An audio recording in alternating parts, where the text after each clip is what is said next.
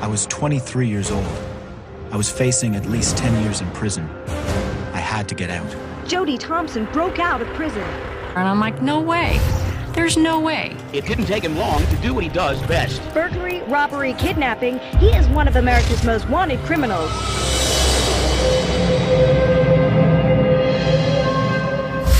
It's a puff of smoke. He got away. Evil genius.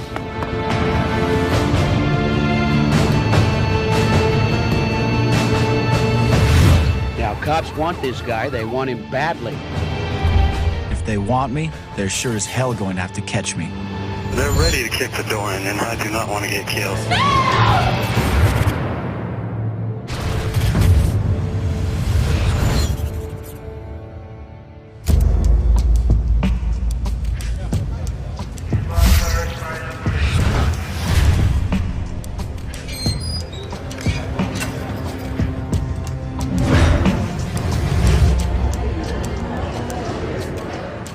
My name is Jody Thompson. In 2004, I took a deal and pleaded guilty to a string of armed robberies.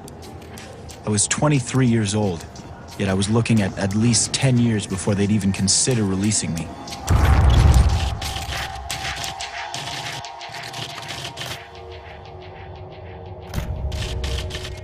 My first sentence was in a juvenile detention center aged 17, and I've been in trouble the 6 years since. I got in with a bad crowd. My crimes escalated from burglary and stealing from shops to armed robbery. My speciality was robbing the gaming machines in bars in Vegas. It's a lucrative business. I could make anything between 10 and 100 grand in one hit. Thompson had a very unique style when he pulled these robberies. He was called the gentleman robber. He had a very calm demeanor about himself, and he always apologized to the people that he was robbing. Calm down right now. Don't put that stuff down. You guys, hands up on top of the table, okay? I've never hurt anyone in any robbery I've ever done. I've never even yelled. I don't see the point in being violent. Okay, sit down right there. People cooperate when you have a gun. You don't need to put any extras on it. Gun's going away. I'll be right back. Those bar owners said it was amazing. He could open those machines faster with a pry bar than the people that came in to service the machine using keys. You might find this hard to believe, but I blew it all on partying. All I did was drink, party, and do drugs. And robberies. I was stuck in my world, living the fast life. I found that money was a means of being accepted and getting attention. They feed off weakness. I don't show any, but it drains the life from you.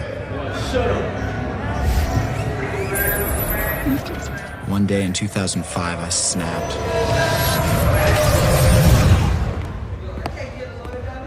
What might seem a petty incident to you was the last straw for me. I joined the line to make a call. The person I was waiting for had just hung the phone up and was now making another call. He knows that if you want to make another call, you get back in line.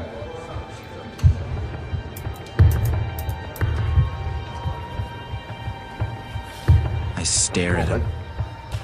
This guy needed to learn some respect.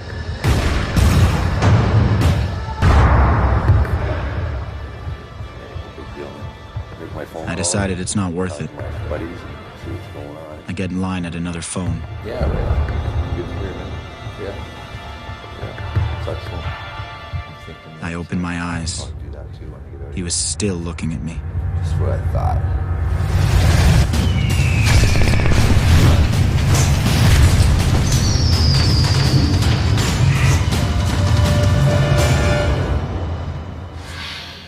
I remember thinking I got years of this ahead of me. I couldn't do it. I needed to get out. I needed to escape. That's what I had to do. I had to escape.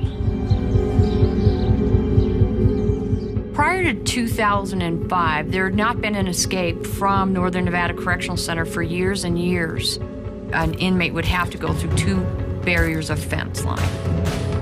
There are towers surveillance measures in place, perimeter patrols, and of course we have highly trained correctional officers. I already had some ideas. I knew I'd come up with more after I mentally picked apart the security of the prison. I just needed to be patient and to wait for a safe and sane opportunity. But at the same time, I had to be prepared to take risks. I started running in case I had to make a run for it.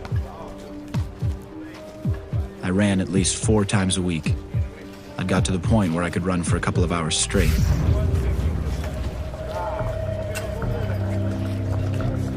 I'd been watching Prison Industries, where they have a metal shop and a plant that makes furniture. If I worked there, I could get a pair of wire cutters, get through the fence, or maybe stow away on a delivery truck.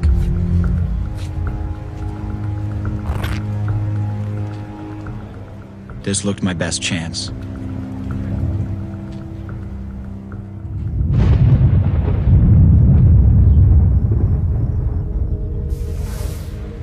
I talked to people I knew who worked there.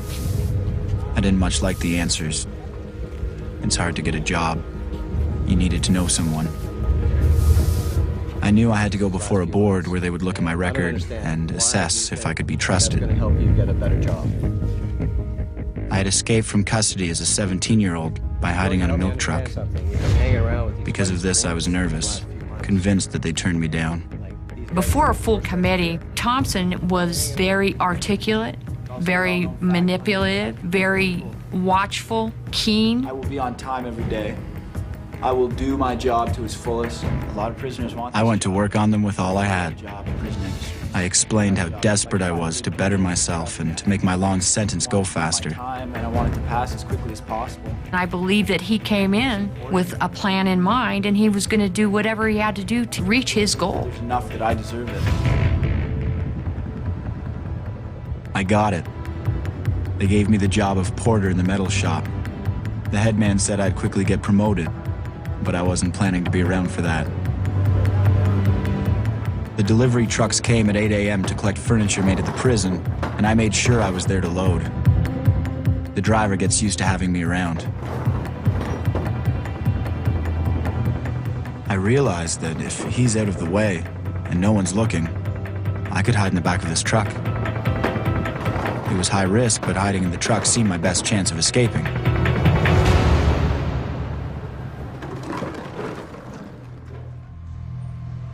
I spied a locked toolbox. If I could break in, then I'd have the tools in there, screwdrivers, pliers, wire grips, to break out of the truck. I had to be careful not to be seen examining these things. Any suspicion and bang, I'm in solitary. As the driver closed the door, I made a mental picture of the truck. The rear cargo section of the truck has 2 doors. A side panel door towards the front end, and a rear sliding door fixed shut by an exterior handle. I'm thinking, to break out of the truck, I'd need to cut out a hole in the rear door near the handle. Put my arm through, turn the handle, and lift the rear door. I had to keep my plan a secret.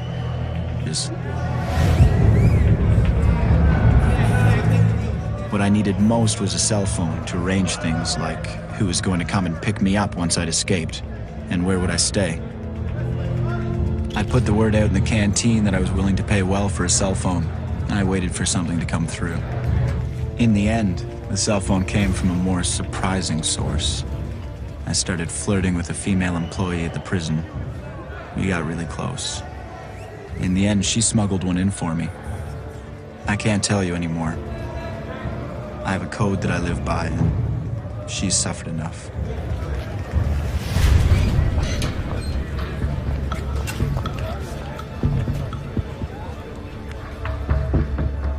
For weeks, I watched the trucks get searched as they left the prison. I noticed they always opened the rear door, but hardly ever the side panel door.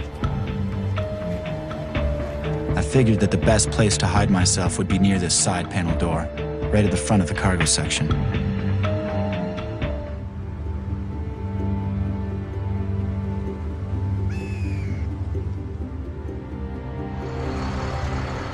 At 8 a.m., the delivery truck arrived. We began to load the furniture. I made sure I got in the truck first so that I could stack and pack. The first desk was loaded. The invoice said the furniture is going to Lovelock, which is 90 minutes away. This gave me plenty of time to break out of the truck before the first delivery. I pushed the desk, not all the way to the front.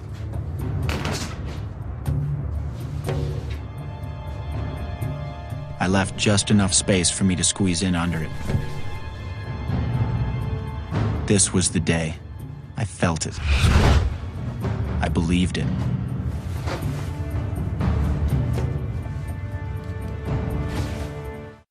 I have a space ready for me to squeeze into. When the truck was packed, the driver said he had to go talk to someone. We decided to leave together. I'm back to the shop. Okay. All right, Jody, take it easy, man. I walked towards the metal shop while the others walked towards the offices.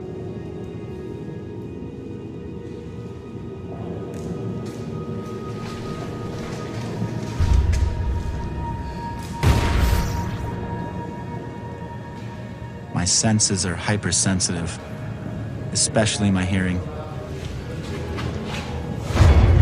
Should I? Shouldn't I? I want to make my move now because no one is around, but at the same time, all it would take is for the driver to hear me or see me, and I'm screwed. I heard someone walking. It was the driver. This could be it. I hustled to the door, peeking out.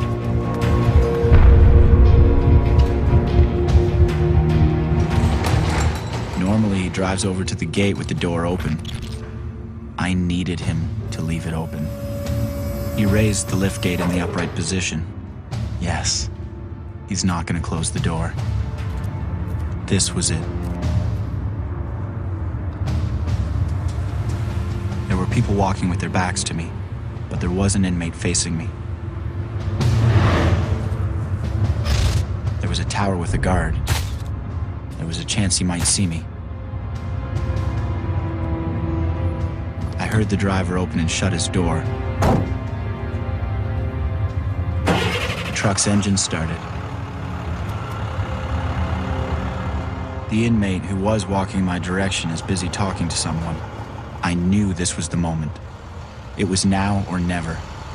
It won't get any better than this. So I went for it.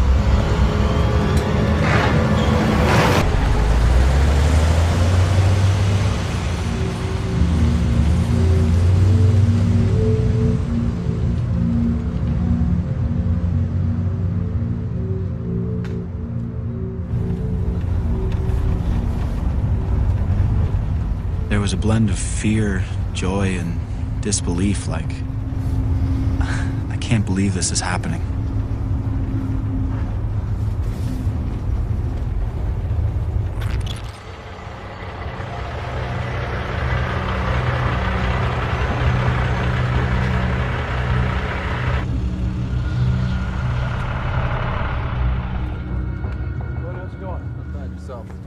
If the guard follows his routine and only looks in the back door, I should be okay. If he opens the side panel door, I'm screwed. He was opening the hood of the engine compartment.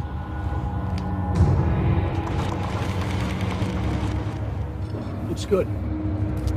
Shut her down. I heard the engine compartment hood being closed. I heard footsteps around the truck.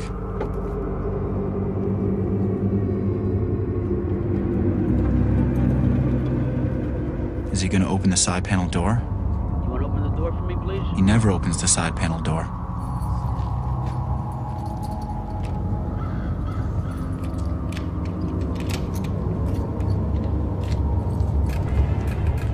The door was being rattled.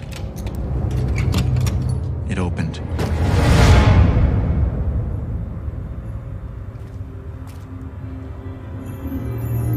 I could see the officer's face. He's 5 feet away from me. I almost expected him to say, "Come on out, Mr. Thompson." Part of me screamed internally. If I can see him, he can see me. My only hope was that it was dark in there, and that the blanket draped over the desk was shielding me. I heard him ask the driver.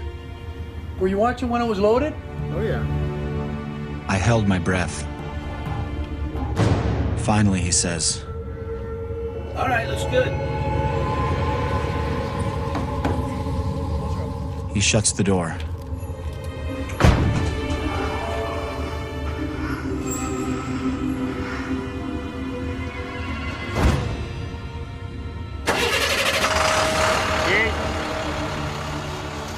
I heard the automatic gates open.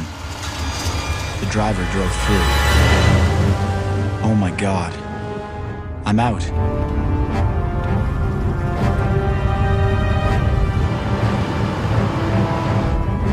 I felt the truck turning. We should be in front of the prison. Okay, we should be on the road now. The truck speeds up. Yep, we're on the road. Yes. I still have to break out of the truck. I'm thinking, do I make my move now or wait?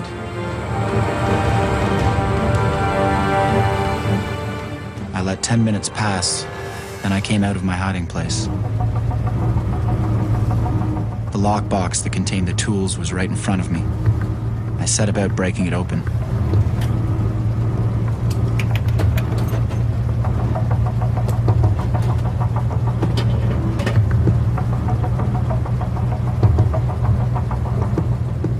Picturing the outside of the door, I picked a spot to begin gouging out a hole. I had two fears: that the driver will hear me, or that a motorist will spot me. After the hole was big enough, I checked. There were no vehicles close. I needed to get this door open quick while it's quiet. The hole was too small, but I had to get this done. I pushed my arm further.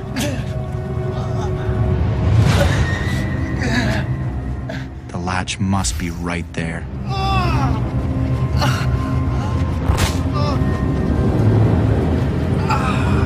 I felt the latch with my fingertips.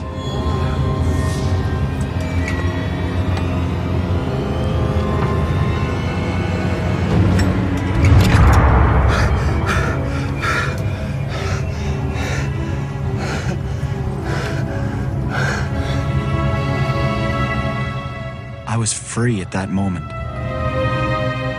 I wasn't in prison, and I wasn't locked in a box. I was free.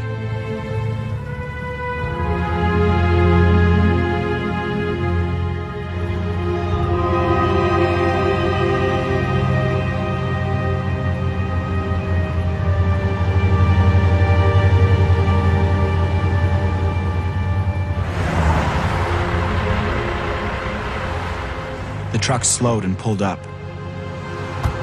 We were at a gas station. I peeked out and watched the driver walk in. I decided this was my moment. I needed to get away from the busy road, hide out in the desert and call a friend to pick me up. I saw a dirt road, but I had to walk past the store to get to it.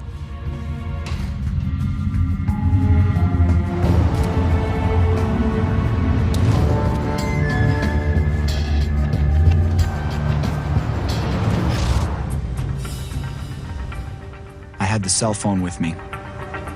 I hid out in the desert and called a friend to pick me up. I knew headed. I got a call from the other supervisor, and he said, "Hey, Pam, they think that there's an escape." And I'm like, "No way. There's no way." Jody Thompson broke out of prison. A bold escape from prison, a major headache for cops. The driver of the truck got to his final destination in Lovelock, Nevada. They discovered a hole in the back which was not there when it left Northern Nevada Correctional Center. Make no mistake, he is dangerous. Now, cops want this guy. They want him badly. I was really mad. I was really, really mad because somebody out there might get hurt looking for this jerk. I made contact with the U.S. Marshal's office. I believed, based upon information found in his cell, he could be going to Mexico. He could be crossing the state lines. I knew that wasn't true because Las Vegas is the only place for him. There's no other place in the world that has these type of bars 24 hours a day, 7 days a week. And so he could pull his robberies at any time. His friends are here, you know, everyone that's going to support him. And the lifestyle that they lead, selling the drugs, robbing the bars, running the prostitutes, there's no other city that he would possibly go to. Seeing Vegas again is a bit surreal. At the time of the Thompson investigation, I was Deputy United States Marshal assigned to the Las Vegas office. I've been doing these types of investigations for a number of years. So the first few days, we kept investigating all his associates. When someone goes on the run, they don't have money, they don't have a place to stay. They're gonna have to go to people that they know and they trust. People who would hide him, people who would give him money, people who would provide him with drugs, a firearm, things that he needed. Because all of Thompson's friends and associates were criminals. People that deal in drugs, deal in prostitution, pull armed robberies.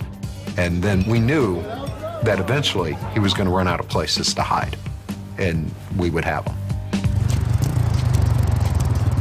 My plan was to rob a bar. That'd give me enough money to buy a car and get to Mexico.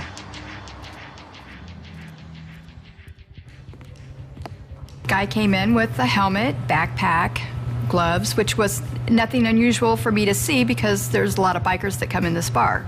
He goes, well, I'm just here to eat breakfast. And I turned around to grab the menu. When I turned back around, there was the gun. All right, look, just calm down. Put your hands up. He had kind of scary eyes. It's something I won't forget. I see those eyes. I will never forget them. And he said, don't piss me off and I won't hurt you, and I won't come back to hurt you. He made me hold my hands up in the air, come around the bar, and he made me sit down at the table. Calm down. Okay, who else is here? And I was pretty good at that point, till I realized that Connie was back there, and Connie had previously had a heart attack. And she was kind of like my second mom. Do you want me to put the gun away? At that point, I started crying because if I didn't want anything to happen to her in front of me. You know, that would have just devastated me. Gun away right now, okay? Okay, it's gonna be okay. She came out of the bathroom. Money and he turned around and he looked at us and he said he didn't like doing this. He just had to. He knew exactly what to do. He broke open every machine we had and took the money out. It was amazing. It was simply amazing.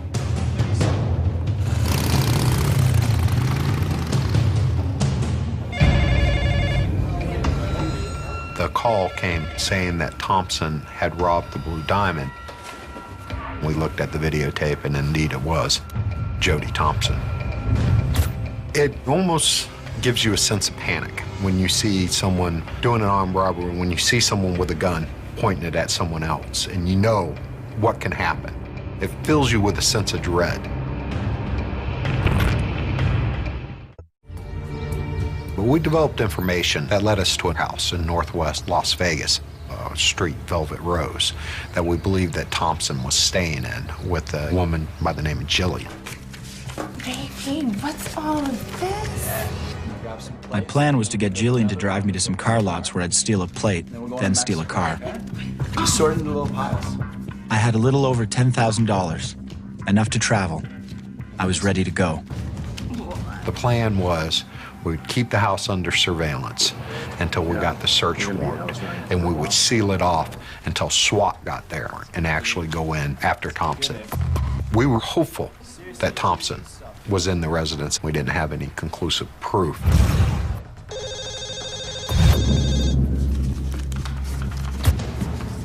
Hello?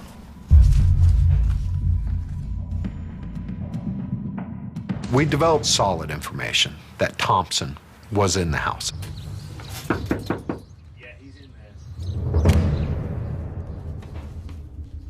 The line went dead. I had a bad feeling. My intuition told me it was the police. And the garage door opens and a SUV comes out, and it's occupied by a female, and she's by herself. And we're assuming that this is the woman, Jillian. At that point, I thought that this was a good break in the investigation, because now I believe that Thompson was in that house by himself, and we didn't have to worry about a hostage situation. SWAT could go straight in the house without worrying about harm to bystanders. I followed in my vehicle and called for Las Vegas Metro to send marked units.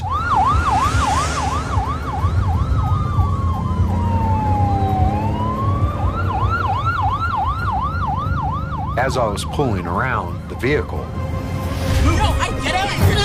Thompson popped up between the seats, and he pushed Jillian out onto the street and got behind the wheel and took off.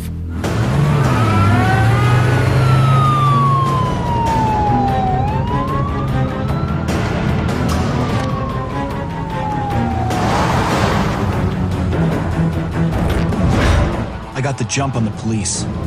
All I felt was survive. Go, go, go. When we came to the intersection and the light was red, a rather large pickup truck was coming through the intersection. I saw it coming. I actually cringed. I knew it was going to happen.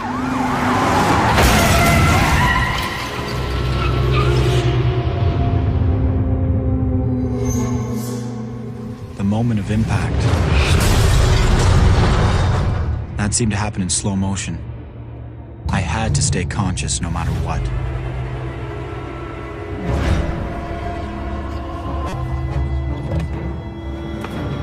I grabbed my backpack with tools and money, and I ran.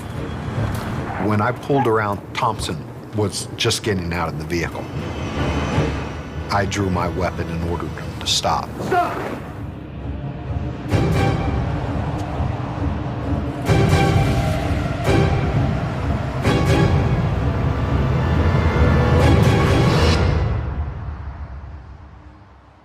When you point a gun at someone, it's a frightful thing. Sometimes their eyes cross, looking at the barrel of your gun. Sometimes they twitch. They have many different things, and it's usually associated with fear. And Thompson looked at me and didn't exhibit any of those things. He didn't blink an eye. I had to make the decision whether I was going to shoot him. If Thompson would have pointed a gun at me, I possibly would have shot at him. Figured we'd set up the perimeter. We would get him at that time. I set up hundreds of perimeters in my law enforcement career. I had never had someone escape from a perimeter that I set up. And I was extremely confident that we had Thompson. Yes, get me 3 if you can. I want 3 cruisers at Oxford and Adelaide now. I need as many as we can. I heard sirens from all different directions. I had to find a hiding place. My desire to survive was like some primitive response. It was as if I myself was detached. It's almost as if I had no control and was just along for the ride.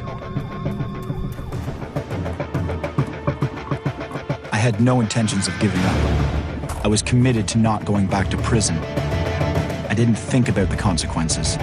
My focus was freedom. If they wanted me, they sure as hell were gonna have to catch me. From the sound of it, they already have a perimeter set up around the block.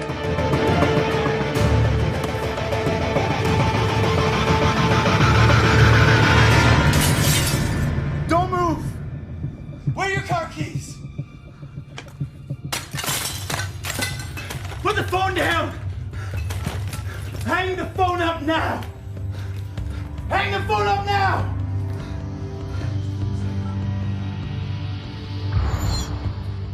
I knew she'd called 911. I knew this meant trouble. It was only a matter of time before dispatch put 2 and 2 together. Where are your car keys? The keys are behind you. Where's the car? It's in the garage. The door's down the hall. Just take the car and go. I knew it was 911. What do I do?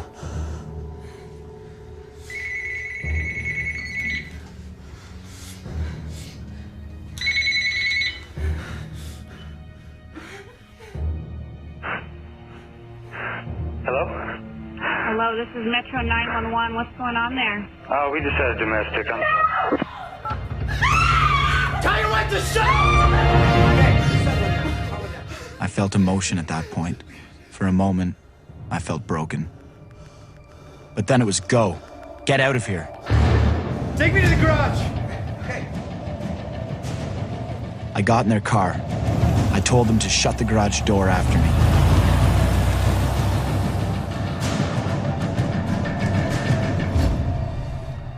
Cops had blocked the road. I told myself to be cool. They don't know I've got a car yet. They think I'm on foot. My biggest fear is that they would recognize me and open fire.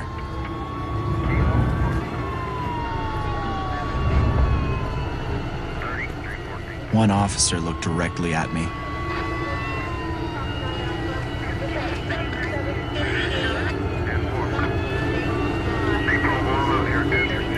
And waved me through. Thank you. They thought I was hiding in a backyard or something. By the time the couple dialed 911, I was long gone. Metro officers came over and, told us about what Thompson had done, that he was gone. Physically sick to your stomach. I mean, you feel physically ill when something like that happens. All you can do is blame yourself that you did the wrong thing. You take it hard and you take it personal.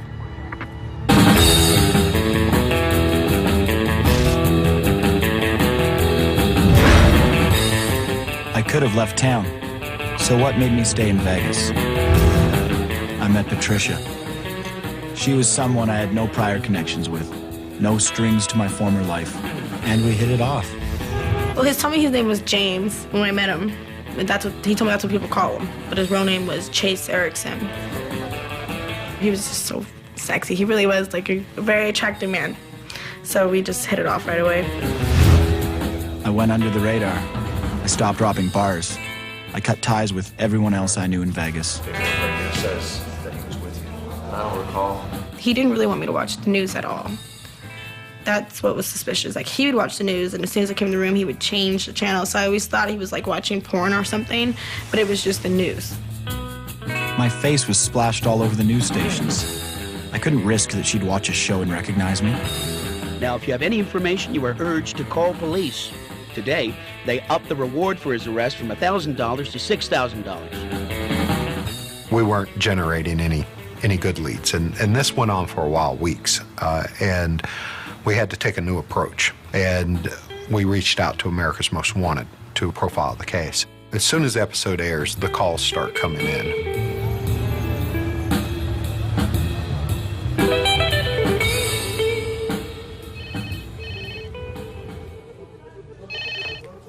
Brent.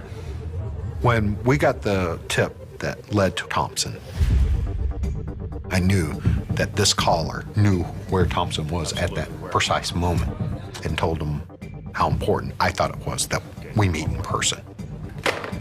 Well, the excitement level when someone's telling you good information, you get very excited because all these months, I was saying I just need one good break.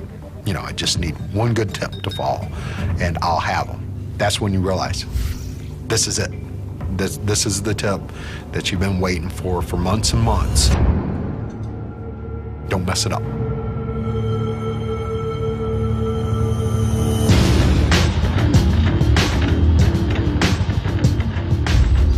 I was confident that this caller knew just what they were talking about, that Thompson was at that location at that moment.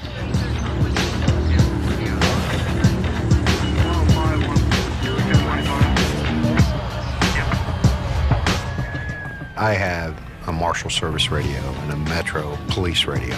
So I'm listening to all the communications going between the robbery units and the SWAT units. The excitement level's getting up. We were confident that he wasn't getting out of this perimeter. We learned our lesson from the last time. The plan was to get him in that residence, if possible. If not, get him and contain him within that perimeter.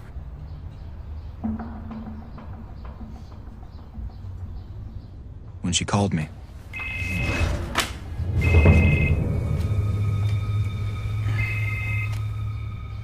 Yeah, hello? She told me she had 3 Metro police cars boxing her in.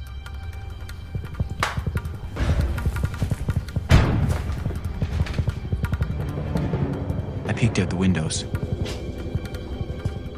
My only option was getting away from the apartment. I walked like nothing was wrong until I got to the side of the building. Then I ran. And it was called out on the radio by one of the robbery detectives that had line of sight that Thompson came out of the residence and took off. It appeared that he was fleeing, that he was running. To say I was agitated may be a little of an understatement. I've been working on this case for months. What?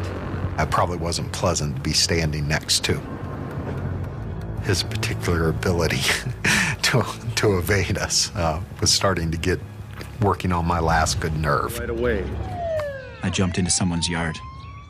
I could still hear the cars racing up and down the streets. An older man came out of the house. He walked to the corner of the yard.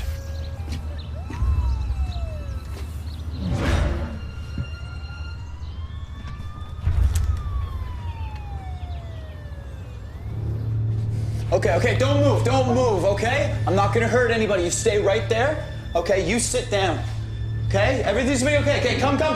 You're sitting right there. Sit down right now. You keep your hands up on the table, okay? I told them I didn't want anything but a place to wait out.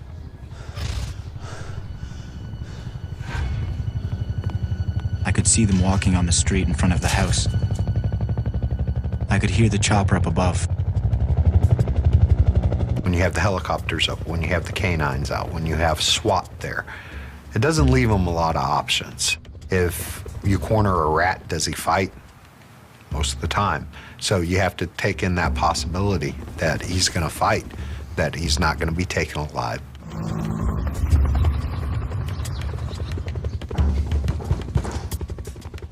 There was a knock on the door. Okay, you go to the door. Okay, you tell I told him to go to the door and tell him that he was sleeping. I said to him, I'm not going to hurt your wife. I'm a nice guy. You're gonna be fine. Please just help me out. Okay. Please just don't leave me, okay? I told the woman to go ahead, get comfortable.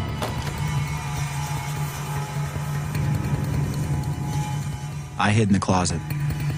I knew my only chance was to hide, allow the police to do a walkthrough, and these people don't say anything. It was a lot to ask for, but it's all I had. The woman was starting to get up out of the bed. I could have grabbed her in time before she got to the door, but I didn't.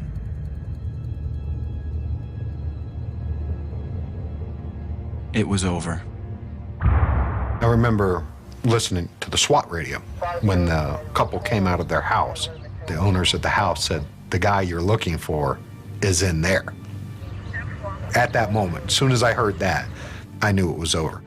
It was just how it was going to be over. But I knew it was over. There was no possibility that he could escape.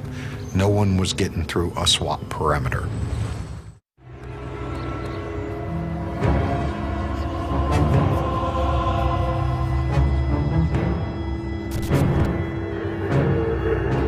I got out of the closet. I crawled on the floor to the kitchen and peeked out the window.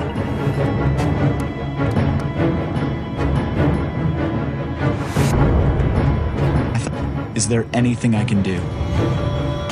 There wasn't, and I knew it.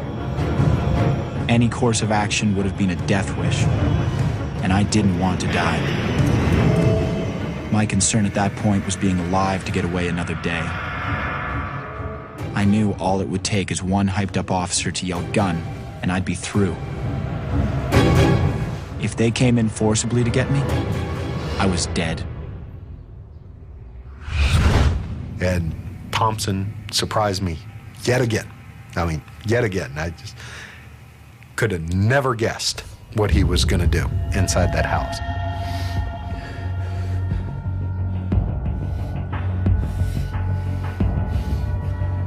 The most powerful image in my mind was my bullet-ridden body. I envisioned them storming the house and shooting me. I knew they'd kill me if they rushed in here. He actually called 911 on the house phone and left the line open, which means everything that goes on in the house is being recorded on this open line. So if the SWAT comes in there and he says, "I surrender," they're being recorded, and the SWAT team knows they're being recorded. Can you please tell the cops that I'm laying down, I'm head first in the kitchen, hands on my head. You're laying down head first in the kitchen? My name's Jody Thompson. They know where I'm at. What address are you at? I don't know. They just.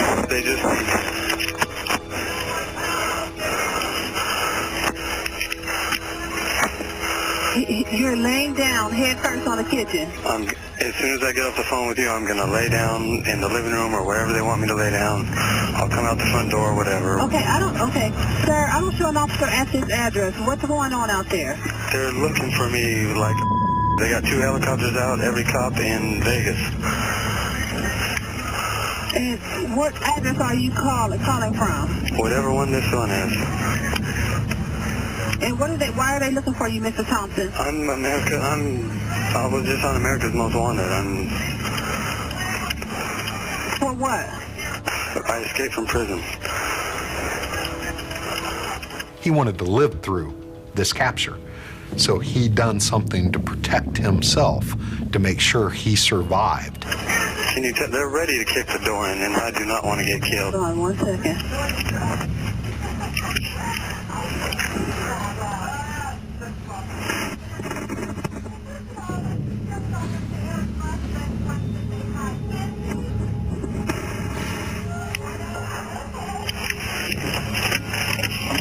I'm on the ground.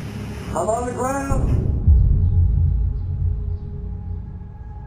It surprised me again how he could calmly think of that. How did he come up with dialing 911 and laying the phone down? Amazing. You got someone in handcuffs. His ability to think so quickly on his feet, his calmness during every scenario, his ability to think things out and remain calm. I'd never encountered that before. But it's one against many. We're gonna prevail. We're gonna catch you. We're gonna track you down. We're not gonna stop looking. We have all the resources in the world at our disposal. You can't run forever. And he knew that. And he knew eventually he was gonna get captured, and he did.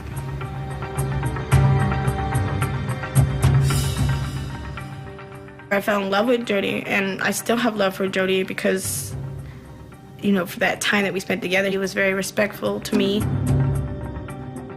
Jody Thompson told Patricia he loved her, and she responded, causing the bailiff to escort her and her friend out of the courtroom.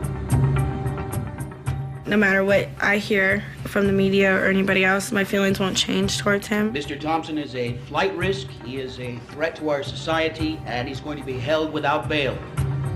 It was a mix of sadness, dread, and relief. As much as I was sad and dreading being locked up again, there was relief at the ordeal being over. I still have hope, though. I still feel I could get away again. I'm still not ready to give up.